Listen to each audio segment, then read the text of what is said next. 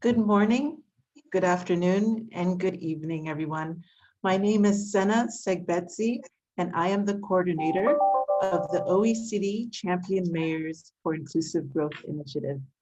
Thank you for participating in the 15th edition of the SHS webinar series, co-organized by the Social and Human Sciences sector of UNESCO and the OECD Center for Entrepreneurship, SMEs, regions, and cities. The SHS webinar's objective is to shed light on the visceral forms of discrimination that exist in our societies and present actions of solidarity and assistance to vulnerable populations conducted by cities.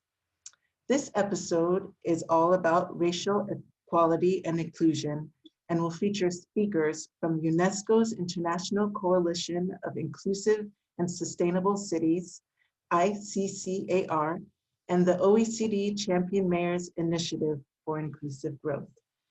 And before we begin, I'd like to share a little bit of background about these coalitions. The OECD Champion Mayors Initiative is a global coalition of over 60 mayors who have made inclusive growth and the fight against inequality a policy priority. Over the past 4 years, the initiative has strived to share best practices from cities around the world to fight all types of inequalities at the local level. UNESCO's International Coalition of Inclusive and Sustainable Cities, the ICCAR, is a city-level platform that undertakes a wide range of initiatives, from policymaking and capacity building to awareness raising.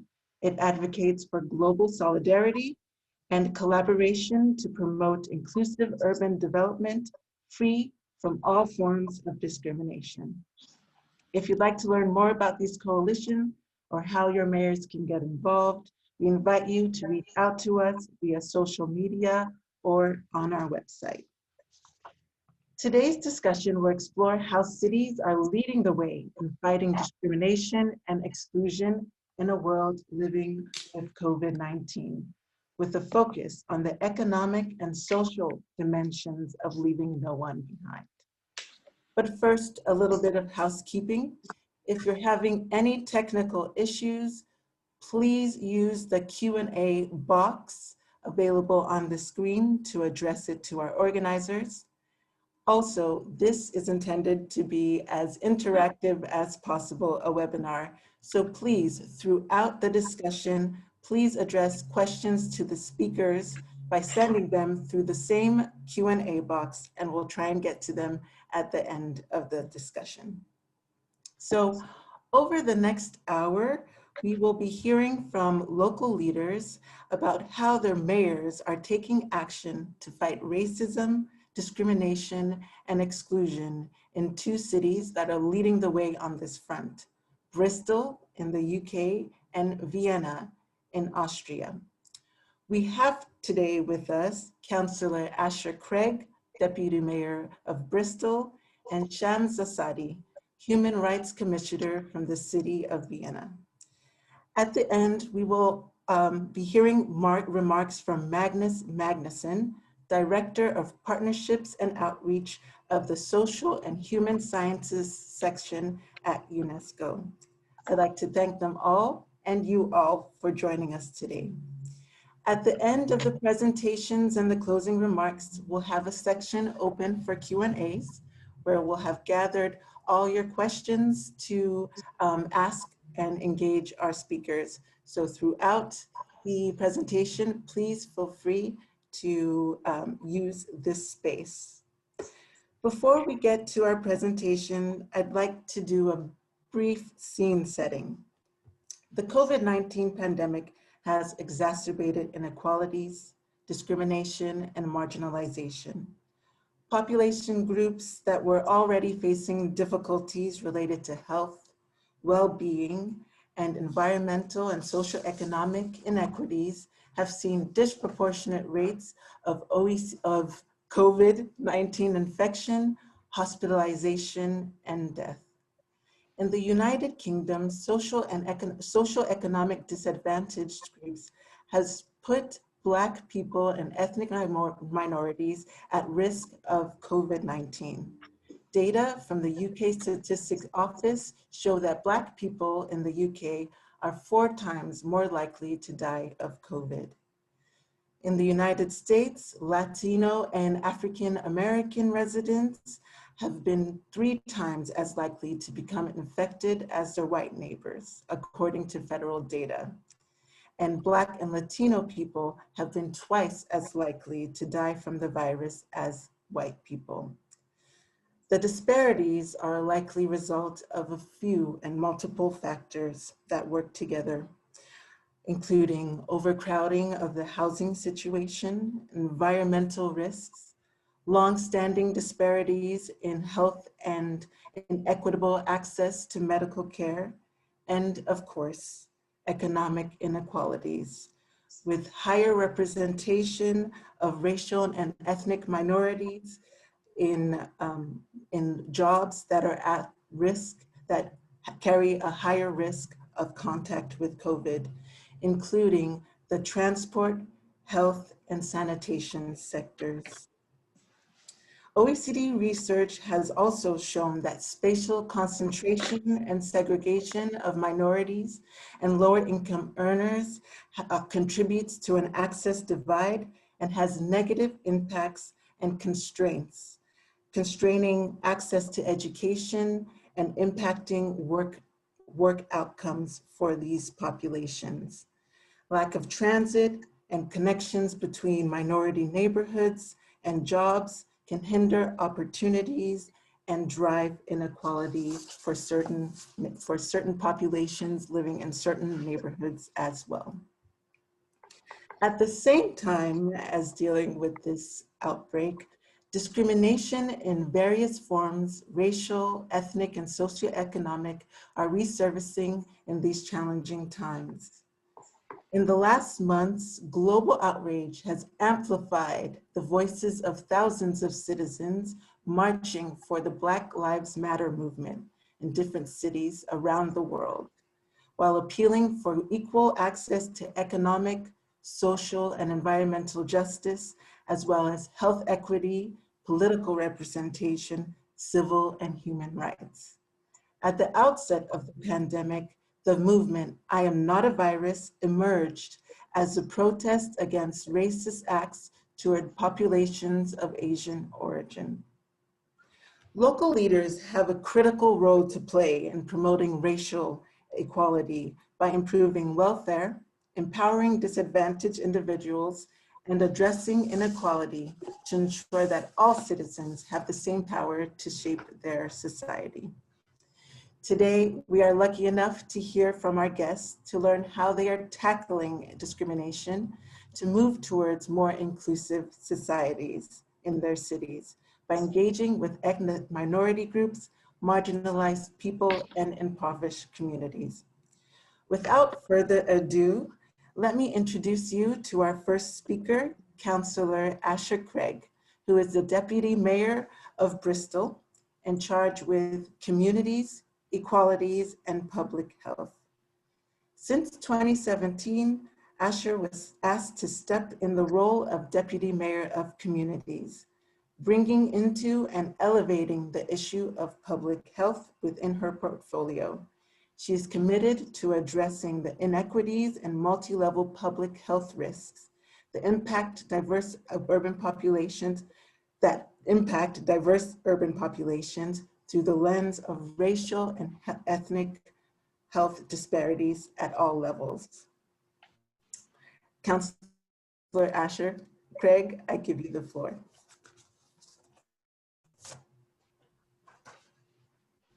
Thank you very much. Thank you so much for inviting me to give a presentation on the work that we're doing here in Bristol. I mean, many of you will, who are listening in or watching in will have known that Bristol has been at the forefront of quite a bit of activity over the last few months. But our journey did not begin at the toppling of the statue on June the 7th. this has been a long road for the city, and I'm just going to give you a flavour of some of the work that we have been doing, particularly since our administration came into power in 2016. Next slide, please. So just to give you a bit of an overview, I think you need to understand that, the Bristol context. So we're the 10th largest city in the UK. We have over 463,000 people who make up our citizens. Over 22% of our population are non-white British or from Black, Asian and minority ethnic communities. As you can see, we have over 45 religions. We speak over 91 languages. The citizens make up 187 countries of birth. We have the 4th highest population of Somali-born communities here in the UK. But one of the things I would say is that we are a city that is quite divided, and we often talk about the tale of two cities. But next slide, please.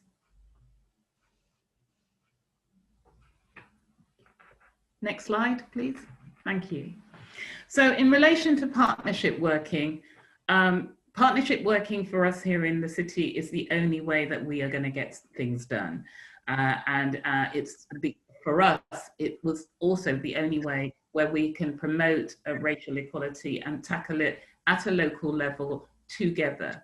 It is not in the gift of the local authority alone to address issues of race inequality or any of the wicked issues that our cities face. And so back in 2016-17, the mayor established something called the One City approach, and I'll talk about that shortly. But here are some examples of the partnership working that we have done over the past few years. So in 2018, we established a Bristol Equality Charter. It's a citywide initiative that we co-produced with over 20 private, public and voluntary sector organisations.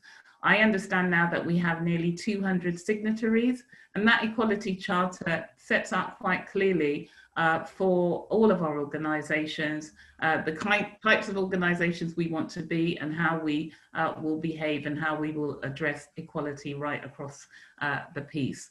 We have provided toolkits, and as a result of that, we now have established the Bristol Equality Network, which meets on a quarterly basis.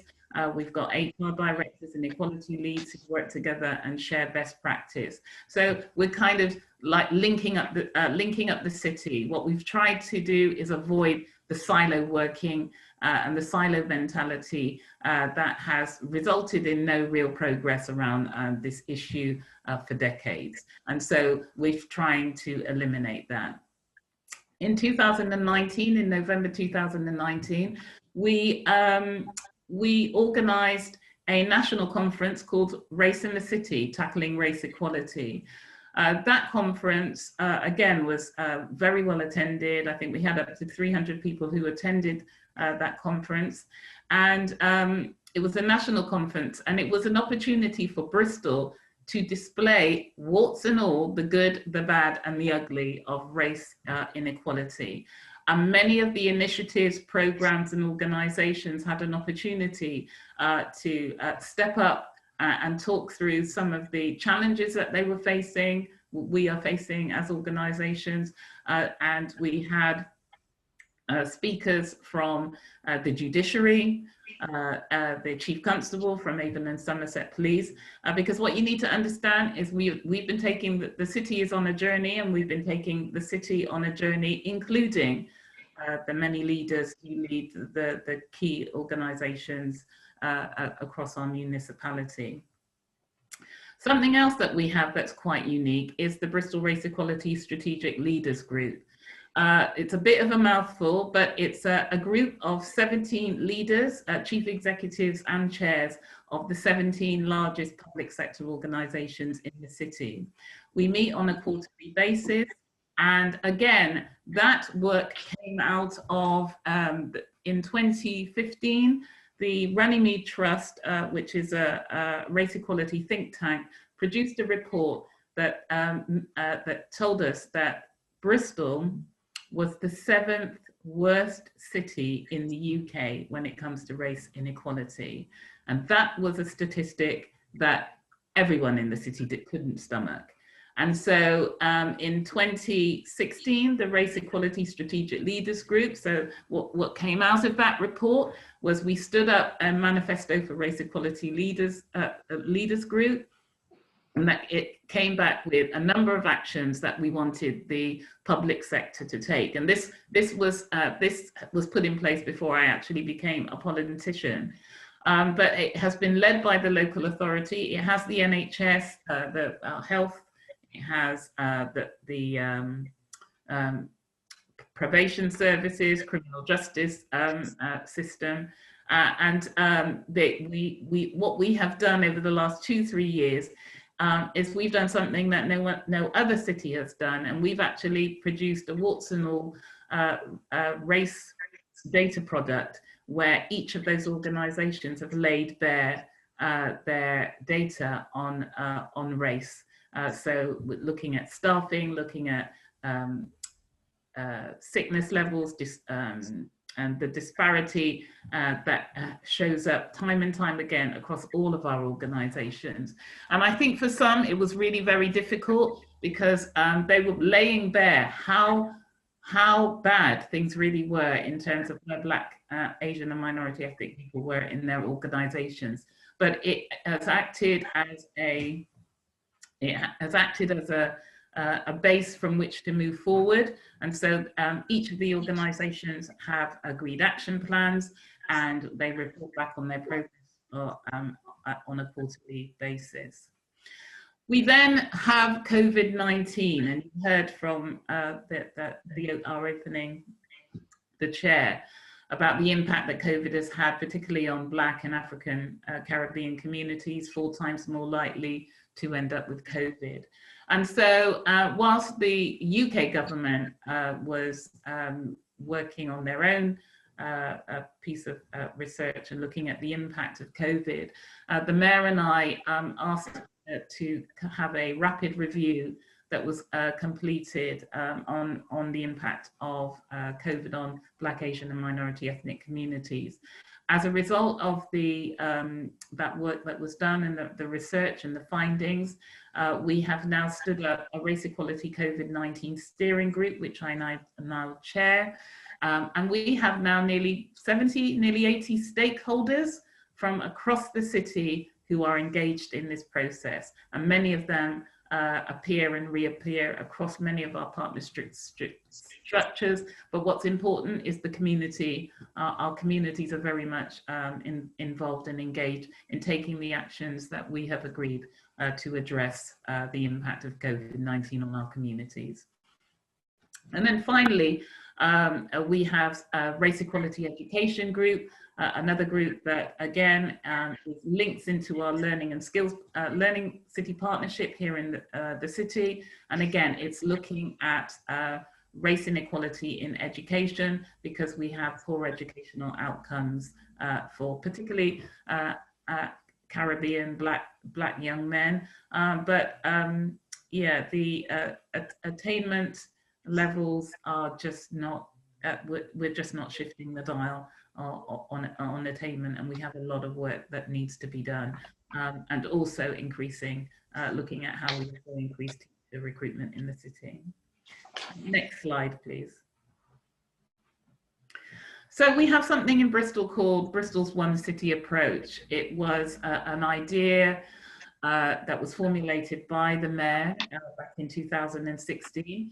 And as I said before, you know, for the many wicked issues that all of our cities have to address, the local authority alone cannot address it.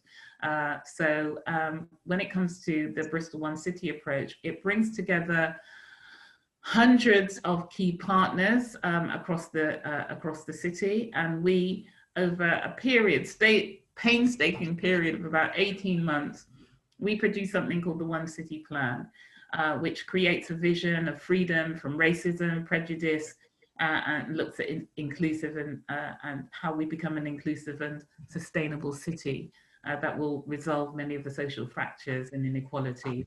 And we've aimed that we want to get to that place by 2050. There are a number of strategic drivers within the city for this our approach. First was the death of Bijan Ibrahimi, who was a tenant of Bristol City Council, and he was murdered by his neighbour following a period of racial harassment. The findings of the review that came out following his death found the local authority wanting, and our mayor made it quite clear that Bristol City Council, as the report showed, was an institutionally racist organisation, and we could have done more to potentially have avoided the death of of Mr. Ibrahimi. We then had the Runnymede report, as I mentioned earlier, A City Divided, which clearly showed that Bristol was punching way below its weight. And as I pointed out, as diverse as our city is, yet we're the 7th worst city when it comes to race inequality indicators, when it comes to education, employment, housing, you name it, we come out worse on those indicators. And then we, as an administration, when we arrived in the local authority, we found the organisation wanting, and so we asked for an independent review of equality and our diversity function here in the local authority. I am really proud to say that, you know, as difficult as it was for many to be part of that process, we have committed to standing up and reinforcing our equality and inclusion team by employing a new head of service. We published an equality, inclusion policy and strategy in 2018, which we just refreshed and took to full council, and in line with COVID-19, Black Lives Matter. We've got new definitions and best practice approaches, and we also have set out an action plan that addresses specifically race equality, which includes a very extensive race equality toolkit, which we've rolled out to all of our staff in the organisation. Next, please. So the Commission on Race Equality, we have a Women's Commission here in the city that was established in 2015, and we felt it was really important to establish and stand up the Commission on Race Equality. It's called the Mayoral Commission on Race Equality, and the vision for the Commission is that Black, Asian and minority ethnic people feel valued and empowered to fulfill their potential. Again, we have representatives from a number of organisations who make up the commissioners, and we're actually going through a process of appointing new commissioners. I was this morning just interviewing a number of potential applicants for that post. So the commissioners are very independent, and they will take up their seat in October for a period of 3 years. The Commission recognises the divergent experiences of the different Black, Asian and minority ethnic groups and factors of intersectionality. So we're concentrating our areas of effort around education, employment, leadership, health, housing, justice and policing. These are the areas where Black, Asian and minority ethnic communities are overrepresented and underperforming. We appointed a new chair 4 or 5 months ago, Professor Olivette Otelli, who is our new Professor of Slavery at the University of Bristol.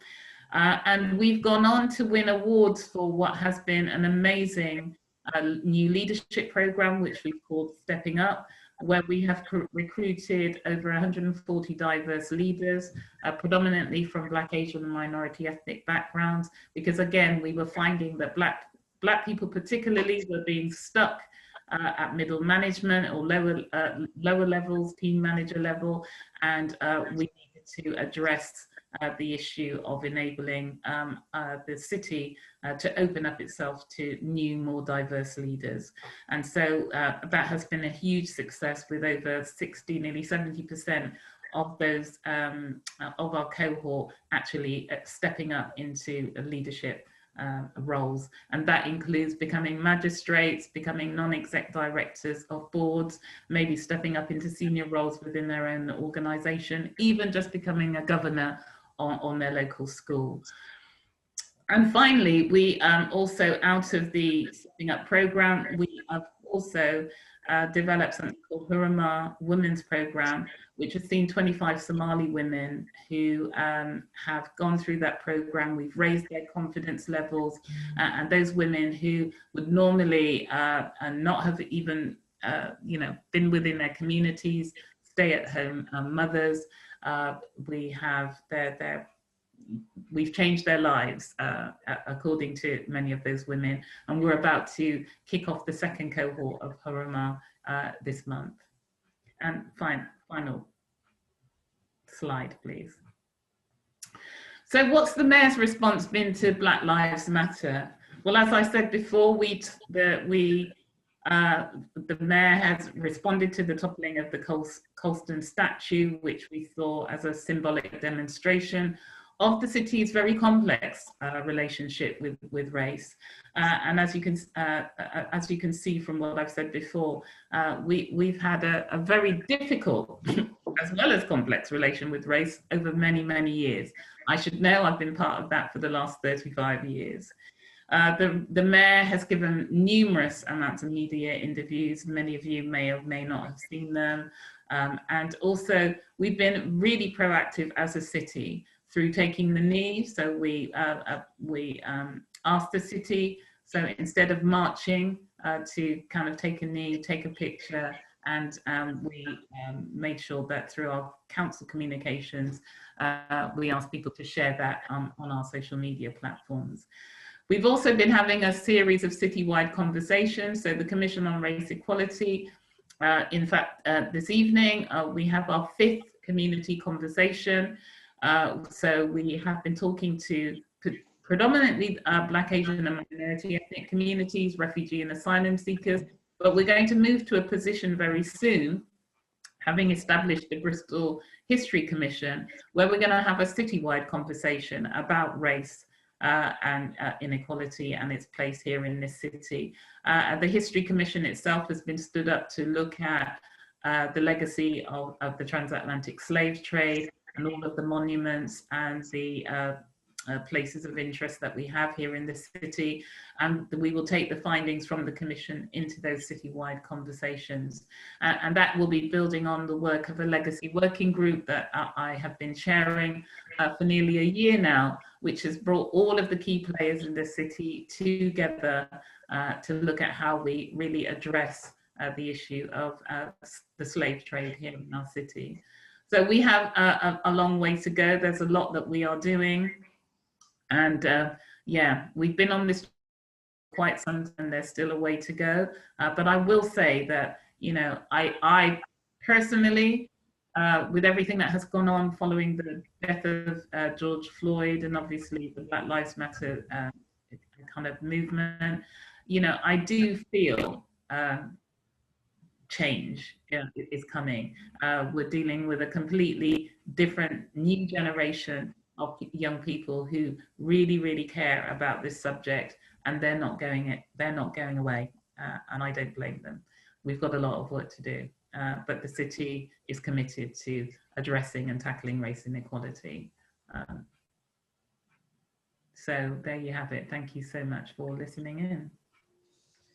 Thank you, Councillor Craig, for your candor and honesty about where Bristol is and where it would like to be, and reinforcing that building an evidence base with diversity data, making this a collective effort to try and get as many voices in the room, and representation being a key factor in the approach of Bristol has been really enlightening, and we wish you the best of luck and look forward to tracking the progress as we move on. Now I'd like to pass the floor to Ms. Shams Asadi, who has been the Human Rights Commissioner of the Human Rights City, the City of Vienna, since 2015. The Human Rights Office is a part of the city administration and acts as a connecting link between the departments of the city and different organizations to develop new projects to promote human rights and social development. Ms. Asadi, the floor is yours. Thank you very much. May I have my PowerPoint presentation? Maybe we could start with that. Yes, thank you. Just many thanks for the invitation. In a few minutes, I'm going to just give you a little bit overview on our just measures that we have undertook within the COVID. But before I go to that part, I want to give you just very brief introduction about Vienna. Next slide, please. Vienna, yes. I'm not going to use the word racial because in our diversity context, we use the diversity just for just origin or from the places that people they come in a sort of race. Briefly, just an overview. Vienna is the capital city of Austria and just one of the 9 federal provinces, and with 2.6 million, it is the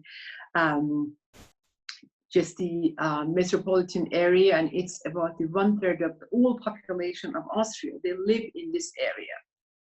So Vienna has itself only 1.9 million, and it is more than 1 million. And if you look at the composition of the population, more than 40% of the population, they are born in different countries out of Austria, and even 30% of them, they don't have Austrian citizenship. So it is our diversity concept that Vienna is very diverse. Next slide, please.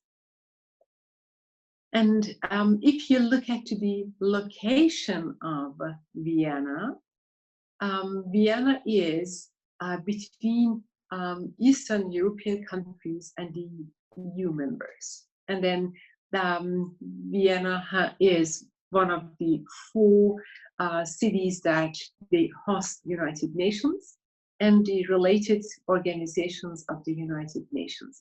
They are also here. And most important for me, for my work, is the settlement of Fundamental Rights Agency as the only human rights agency or just body of the European community, and it is in Vienna. So Vienna has been just in a very tough position in the last years, in the last 10 years, and we really just know that equality and equality measures, and just in the city that anti-discrimination law and regulation, everything that we do for equality measures, it has a huge effect on being the city with high quality of life in the last 10 years. And City of Vienna is member of ICCAR, or better to say ICCAR, the European Coalition of Cities Against Racism, since 2004. 2004 is a milestone for us because in this year, the City of Vienna released the law, anti-discrimination law, and all grounds of just discrimination, they are included in this law. And afterwards, after the amendment of this law, we do have just fine and very clear measures against the discrimination and against the racism. Vienna, last but not least, is a human rights city. After 2 years of process, it became a human rights city in 2014, and since then we work to fulfillment of a human rights based approach. Next slide, please. What do we mean with human rights based approach? It is an approach that accompanies us since maybe, years, and maybe just 2004, even that, before that. And it means for us to just have the measures and policies and strategies of the city according to this approach. And it is transparency, non-discrimination, participation, and accountability of the city politicians and the city administration level.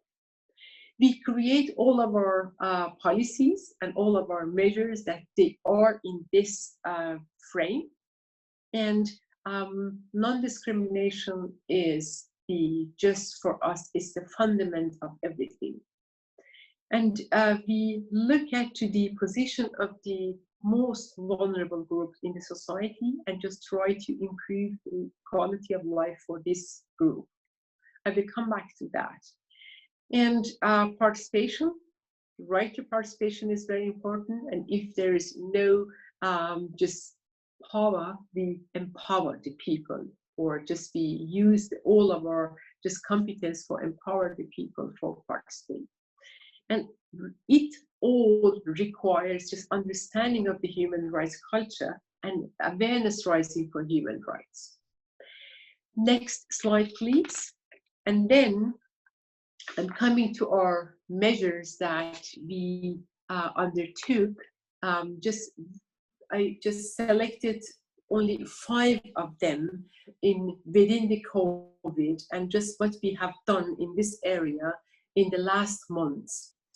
The first one is right to information as a fundamental right of human being and human rights. So we took that, and then just at the beginning of lockdown, maybe it was still mid-March,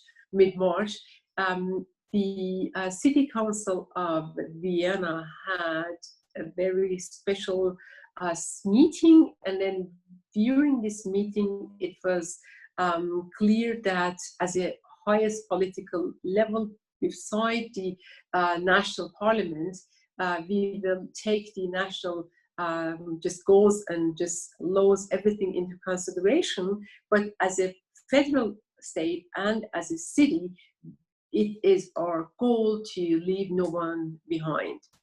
And according to right to information, City of Vienna developed plenty of applications, online and platforms for all citizens, and we developed it in 24 different languages, because access to information is also a human right and it's very important. And it was just including of where can I find the next, I don't know, regional products, or just it came with just services of the City of Vienna, and just it was very basic needs, and people, they could call, they could write, or they could just online, just whatever that the channel that they used to outreach the City of Vienna, it was available and it was possible.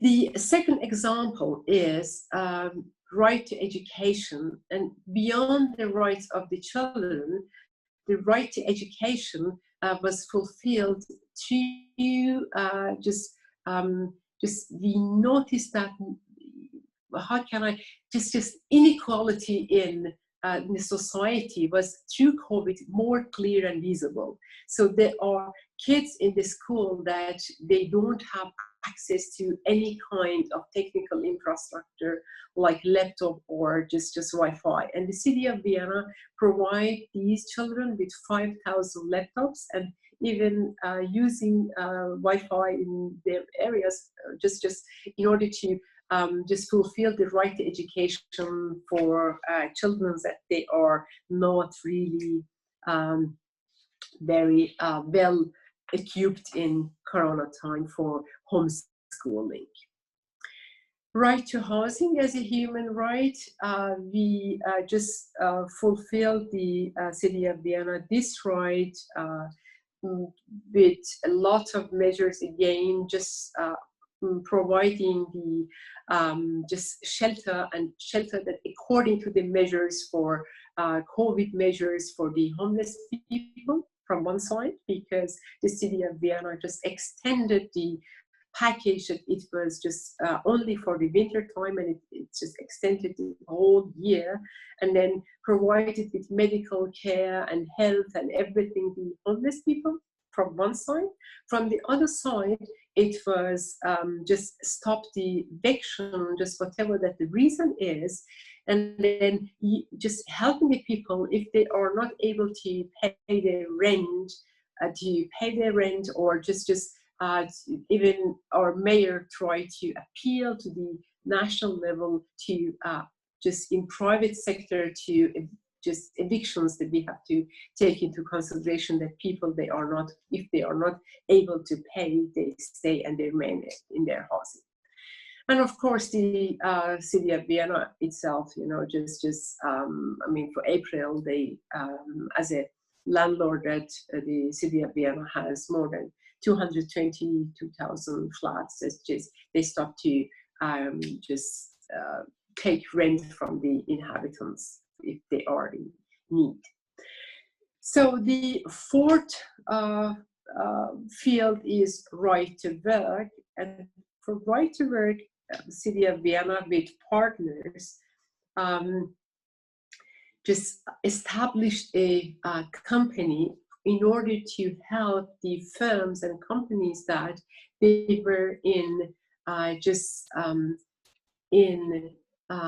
danger that losing their workplaces, in order to save the workplaces, but in order to save the firms and companies in Vienna. So this kind of public-private partnership is not new, but in this area, in this economical area, and in this economical crisis area, it was quite a new and innovative measure. And again, about 5,000 companies and firms, they didn't pay rent, or just they got some assistance from the city. And the last point is the just bodily integrity. And bodily integrity of people, it was within the COVID time, the danger that gender-based violence is increasing against women and children.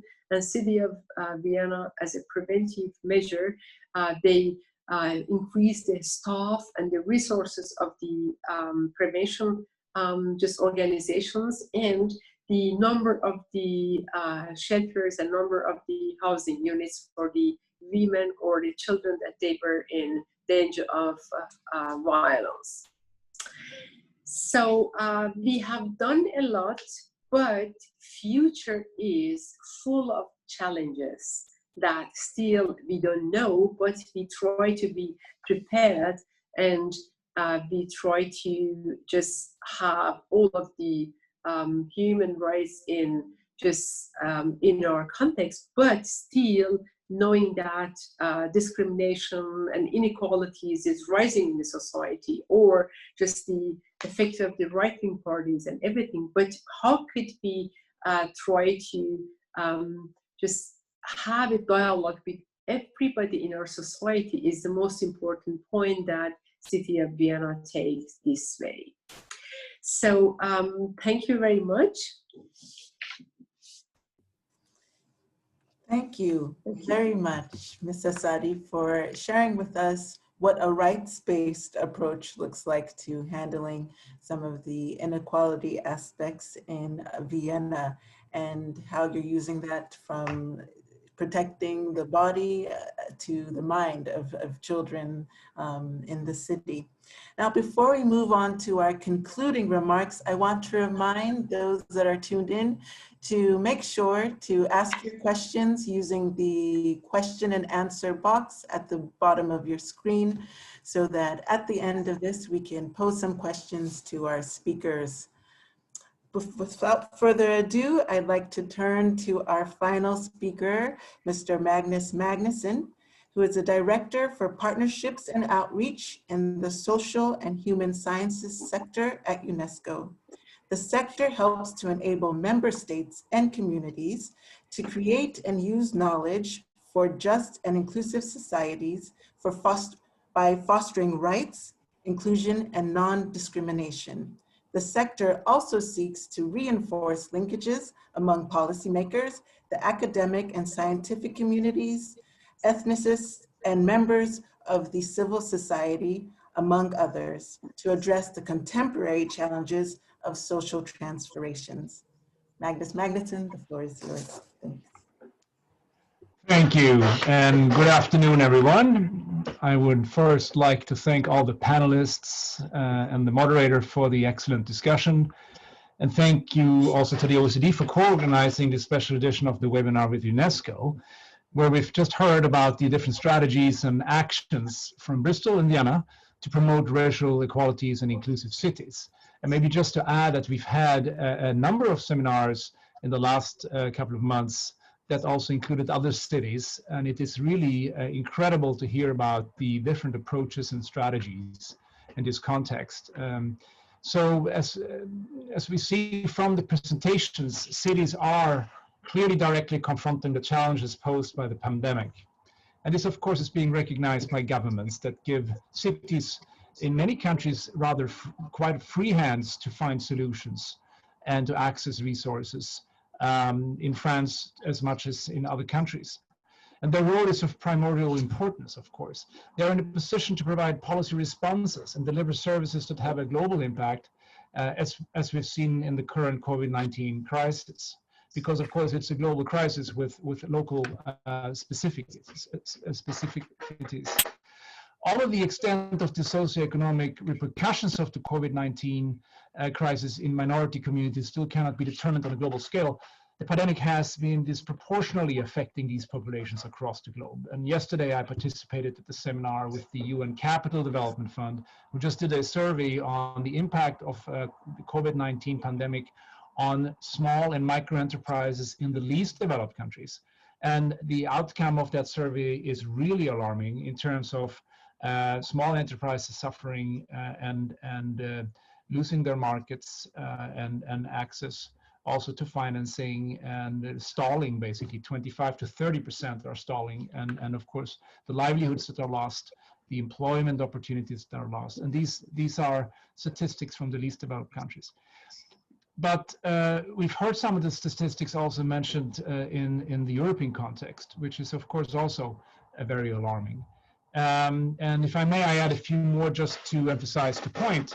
So based on the findings of the Centers for Disease Control, the Marshall Project has revealed the effects of COVID-19 in deaths in the US in 2020, and they increased by 35% among Asian Americans and 31% among African Americans. The point was already made earlier. And we see similar statistics from other countries. In addition, the Pew Research Center reported in July 2020 that about 4 in 10 adults in the US say that it has become more common for people to express racist views towards Asians since the pandemic began. And according to the UN FPA, the UN Population Program, in the Latin America and Caribbean region, although the actual number of COVID-19 infections among the Afro-descendant population is not known due to the fact that the epidemiology records available do not include data disaggregated by ethnicity, race, and gender, we see that African descendants are clearly more affected by the pandemic than other communities.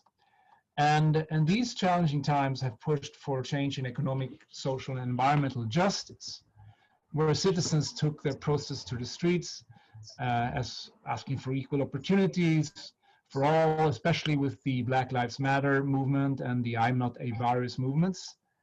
We've seen from the examples of many cities, including Bristol and Vienna, that the importance of community building is crucial in finding solutions.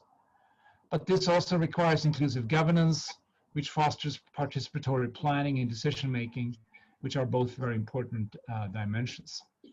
Also, civil society, including media and the private sector, should be part of the dialogues. NGOs, women and youth associations, including health and sports association, academic and scientific communities, media organization, and the private sector all have a hand in working with the authorities at all levels. And we've seen great examples of that from these two cities. We also believe that the multi-level governance is a fundamental condition. Regional, national, and local authorities should work hand in hand and not in silos so that policies and actions converge. Data is another primary concern. We saw how the daily statistics of cases and deaths have impacted on the decision-making processes, but also data that is disaggregated or data that is taken into consideration. Minority groups or low-income populations should also be highlighted because this gives policy direction to the authorities and sets the priorities for urgent policy interventions. At UNESCO, we are opening up conversations regarding the social consequences of the pandemic and how it has exacerbated inequalities, discrimination, and marginalization in cities across the world. And this is the same with the OECD, who we work closely with. UNESCO's International Coalition of Inclusive and Sustainable Cities and its European equivalent ICCAR stands strong in its partnership with the OECD Champion Mayors Initiative for Inclusive Growth in analyzing these factors. And we look forward to continuing this partnership. Networks could work as a catalyst for action, encouraging members to share their experiences and good practices, and also raising the profiles of cities' agenda into the global community discourse. And again, I think the exchanges we've had in the last few months through a number of similar seminars have been extremely valuable. And we have made sure to share those lessons learned also broadly through our networks globally, which is one of our roles. I would also like to end with a thought on some of the psychosocial dimension, also the academic dimensions in social psychology. We've done some work at UNESCO together with some of our university networks on what it takes really to decipher the racist and discriminatory tendencies that we've seen, and to understand better where people come from. I think this is a work stream that needs much more attention, and it points, of course, to tendencies that we know are quite universal, that humans tend to be attracted to people that are similar to themselves in whatever form of identity, whether it's professional or other types of identities, like race. And if that's the case, which science seems to point towards, I think it's really important to look at dimensions such as intercultural skills, where we are looking at the opportunities that we offer to particularly young people to be exposed to different cultures, to experience different musical dimensions. Also, actually, in a seminar like this, so maybe next time we will actually have some cultural performances that exposes all of us in a seminar to the different types of dimensions of cultures, and maybe even in terms of responses to the current COVID crisis. But I cannot emphasize enough the importance of actually exposing and allowing young people particularly to be exposed to other cultures, other languages, other traditions. And we kind of take it for granted today, but I think we need to make a very, very strong effort to do so. And at the local level, I know there's a lot of efforts. So we stand ready to support the cities as well as our member states. So thank you very much, and look forward to advancing our conversations on how we could jointly create inclusive and just societies in the what we would like to call new normal or next normal. Thank you. Thank you, Mr. Magnuson, for sharing more about how UNESCO is working with cities to advance on the issue of discrimination and inequality. I'd like to thank everyone for sharing their insights on how to make racial equality in cities happen. I certainly, and I hope you all, feel inspired and re-energized to continue rebuilding more inclusive cities and societies in the COVID era. I want to move to the question and answer portion of the discussion because we've had some questions come in through the chat box. Please don't, through the Q&A box. Please continue to send your questions through. But as we gather them, I'd like to start and ask questions to both Councillor Craig and Ms. Asadi as we move through the presentation. What advice would you give local leaders looking to adapt their cities post-pandemic and support vulnerable communities, including ethnic and racial minorities? So if I would, I'm happy to kick off. You need to communicate. We need to be having a conversation, okay? If there's one thing that has come out of the pandemic, and the one thing that I'm really proud of that we have done as a city is how we have been communicating with not only all of our citizens, but specifically those communities who are directly impacted by COVID. We have a very, like I said, we've now stood up a COVID-19 race equality group that has over 70, nearly 18 members across that group, all of them broken down into working groups. So we've got members of the communities, trusted members of the communities as well, because that's the other issue as well. There are still a lot of gatekeepers, and we've had to go through and around them so that we can get the messages out to our communities. Because I think that's the other thing. We've over the years, you just get into a habit of talking to the same people all the time. But actually, there's a new generation. There are new voices.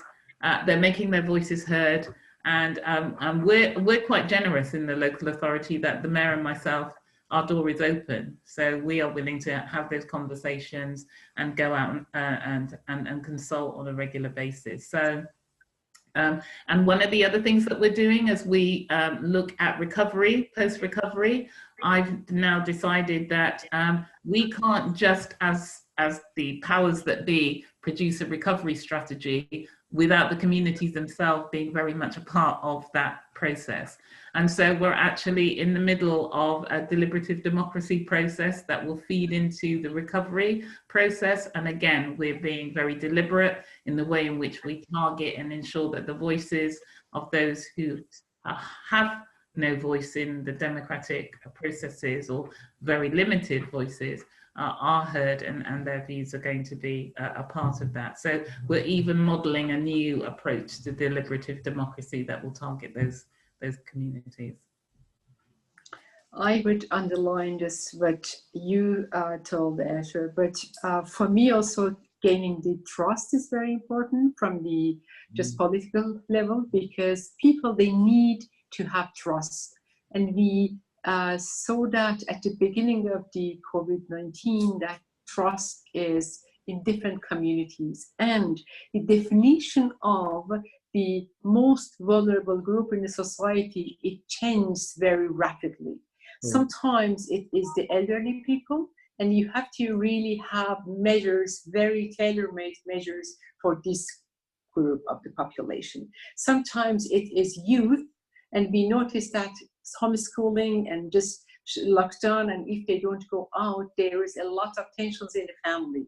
So with just to organize a society that people, they have the freedom, though their health is very much in concern of the public, authorities. And of course, we noticed that even one group of the population that completely have been ignored, they are the sex workers, for instance, that within the COVID-19, they had very special situation that even they hadn't something to eat, even, just nourishing, and just food, it was also a huge problem. And we try to organize the city and NGOs and just with the, the shelter, or just bring them food, basic needs, basic daily needs. And you have to have in mind that in time of crisis, the needs, they could be very, very basic. And we learned that from COVID to really to look at the society with a just loop and to find the vulnerable groups and who needs our help. Can I just say, Shams, you're absolutely right. If there's one thing that has come out of COVID, is the huge amount of kindness and support that came out from the citizens. People who would not normally speak to each other, people who held very prejudicial and racist views towards other communities. We have Muslim and Sikh communities going out into what could be hostile territory and feeding people, regardless of whatever, because at the end of the day, it's about humanity. So, there's a lot of learning to be done as we work our way through the pandemic. Well, you certainly answered a few of the questions that came through, which was around culture and changing hearts and minds within the city, breaking down, deconstructing stereotypes and prejudice, and how do you do this, and how can you use the education system to do this? Yeah, and I think in Bristol, one of the things I didn't say is that we're actually, regardless of the fact that the government has decided that they don't want to change the curriculum and acknowledge the lack of and the absence of our history, the full story, not the half story. So Bristol is developing our own One Bristol curriculum, and we're going to be rolling out a curriculum that actually corrects and informs our children and gives them the full story of Black people's role, white working class people's role. This history commission that we stood up, though we'll be starting off with slavery, we have workhouses here, we have the Irish here, there is a lot of history that is hidden in the city because it suited those who ran it before. And so through the commission process, we will be able to tell the true story of many of those communities whose voices and whose stories have been lost. Yeah. History is very important, now after almost 25 or 30 years that we had the biggest migration wave in Europe because of the war that we had in former Yugoslavia, and about more than 120,000 people, they came to Vienna, and nowadays it is 25 or 28 years that they are here, and there is exhibition just to taking their experiences into consideration, because again, since 2015, we had a wave of migration or refugees in Vienna. So taking the history that, okay, it was in the past, but we have to really take care of the people that now we have here, and then look at the integration measures, look at the educational measures, look at the language capacity, and just work, right to work, and what is their capacity or capacity development for labor market. And these are the discussions that we have for the time being. And COVID helps a little bit because the unemployment is more than ever and more than before. And we know that in Europe, after the Second World War, it is just the time that we have almost the same unemployment rate. And I will ask one final question from the participants. In the era of social distancing and using urban innovations and technology to have a relationship with the city and with each other, this has caused, and Ms. Asadi spoke about the lack of technology for certain children while we were social distancing from the schools. How do we start bridging those divides in this era where we can't meet with each other as often? I think one of the issues that obviously that we have found, because we found ourselves rolling out laptops to many children and families who did not have access, because I think our society just makes all these different assumptions based on where we are and our own privileges. And we seem to forget that there are a set of families and as individuals whose circumstances, you know, we assume that everybody has access to Wi-Fi. They do not.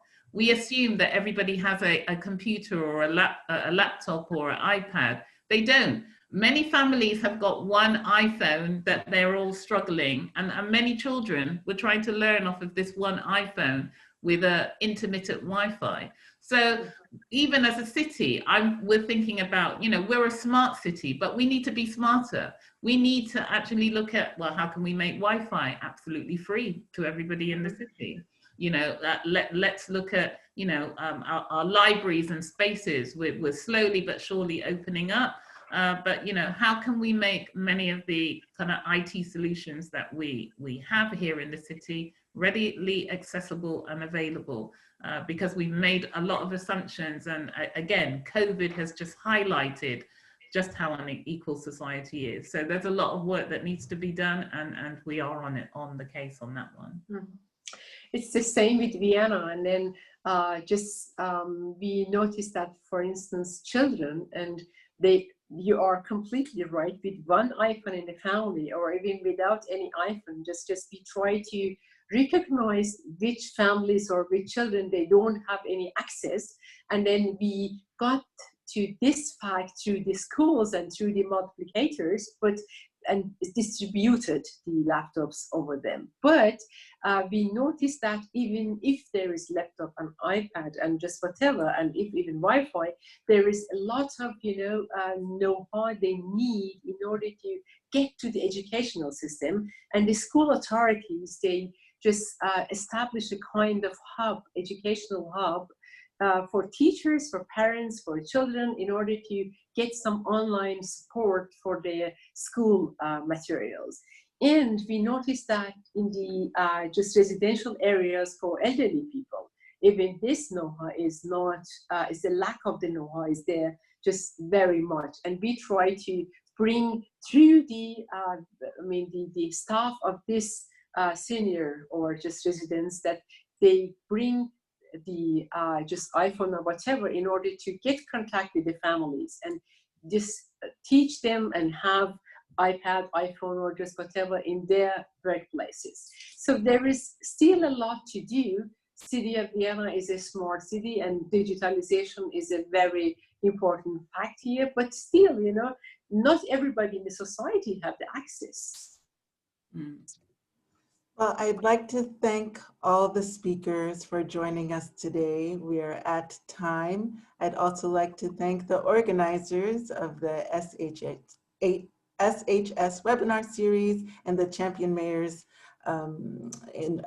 Initiative, the OECD Champion Mayors team, for organizing this event, and for all the participants coming in and asking your questions. Do not forget to, at the end of this, as we conclude, you'll receive a questionnaire. Please fill it out. Let us know what you think of this series and what you'd like to hear. This is the 15th edition, and there will be more. So please help us shape the future of this series. I thank you, Councillor Asher, Ms. Asadi, Mr. Magnuson, for your time today, and all of you for tuning in. Thank you very much. Thank you very much. Thank you very much. Thank you. Particularly to the speakers. Thank you. Thank you. Bye-bye.